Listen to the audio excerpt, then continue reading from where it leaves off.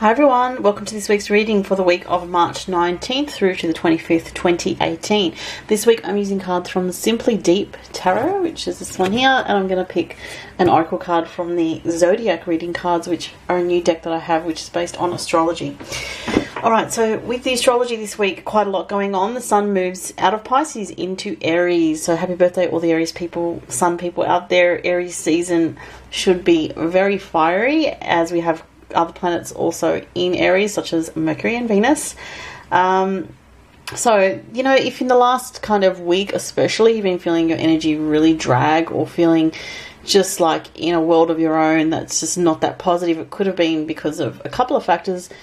The energy that is sort of waning in Pisces, and also that new moon we just had in Pisces, which could have had you reflecting on a lot of things that, you know, that may have been very emotional in nature, very psychological or idealistic in some way, but there may have been a need for you to release or let go of something that has been affecting you for a while. But also with all that Pisces energy that we're coming out of, it can dampen down your physical energy.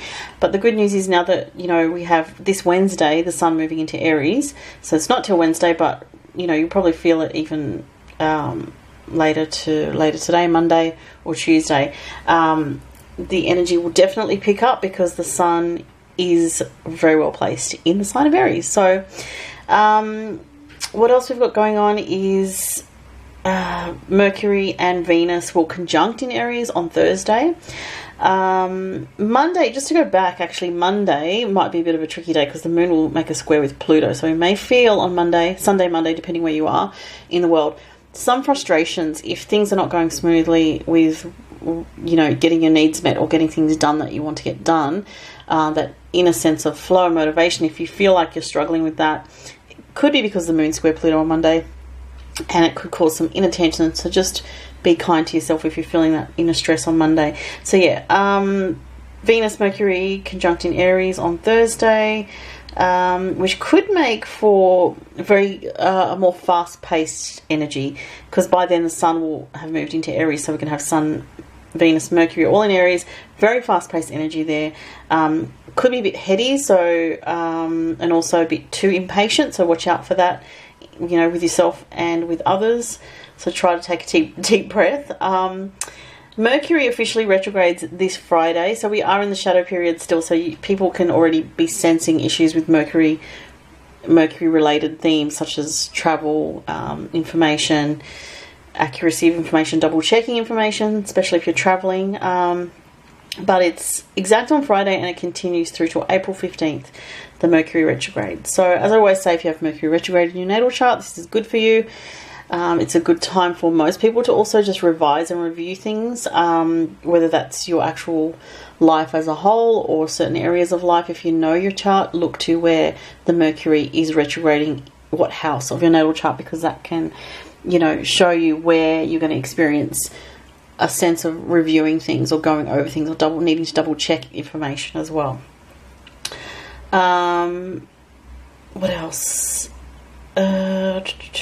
That's right, Jupiter is also retrograde. So the Jupiter retrograde is a bit different to the Mercury retrograde. It creates kind of an inner sort of searching or a reviewing of your own life, and need to dig deeply over certain areas of life. Again, check the house that Jupiter is transiting through. It is in the sign of Scorpio, so it is a sense of digging deeply into certain areas. I feel like, you know, it's a bit of a life review time when you have Jupiter retrograde, because it doesn't happen as often as a Mercury retrograde. You're kind of looking over things, self-reflecting, maybe wanting more time on your own to think about and process higher spiritual thoughts, philosophies, and, you know, reflecting on your own self rather than the world around you. When Jupiter's direct, it's more like, you know, moving through the world, whereas when Jupiter is retrograde, it's like you're moving through your inner world and finding where, you know, you need to improve yourself so that you can have more happiness in your life, and maybe looking at, you know, where you self-sabotage, or looking at what's not working for you based on your actual reality. So it can be a little bit, you know, like self-analysis, especially because, as I said, it is in Scorpio, which is a deep probing sign and likes to understand things on a deeper level. So it's a good time to look within and do some work within. From Friday to Sunday, Venus will square with Pluto, so that's a bit of a tense aspect for relationships and for finances as well. It sort of peaks on Saturday. So Venus square Pluto can bring some tension between our relationships, you know, with other people and issues related to that. Also about getting ahead in life, and are we really, you know, looking at, are we really moving forward with what we want, or are some relationships holding us back, or is one relationship affecting us in a negative sense? Where do we need to make adjustments with our values, our personal values and our reality, and so that we can grow and evolve, which is Pluto. Also, this week, Mars moves into Capricorn, which is exalted, which means it's very, very strong in that sign. So this is very good news. And this happens on the 18th. So that was yesterday, actually. So yeah, it's officially in Capricorn now. Mars is in Capricorn now. And this is a really good time to work on your goals, to work on planning for the future. You may feel more ambitious. It's really good for the earth signs.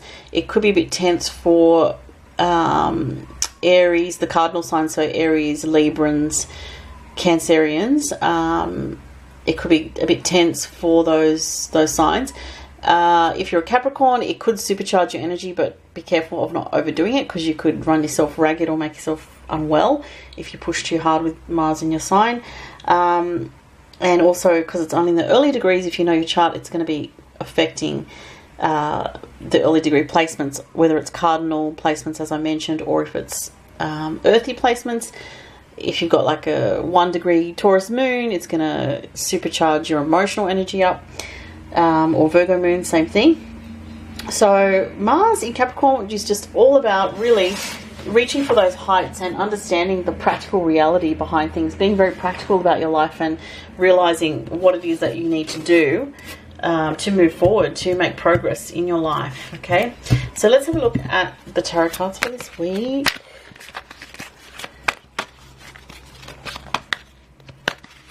And if you'd like a personal reading with me, just follow the links below to my online store.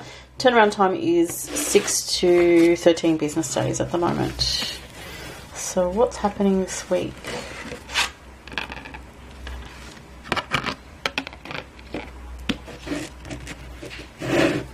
What's this one? Okay.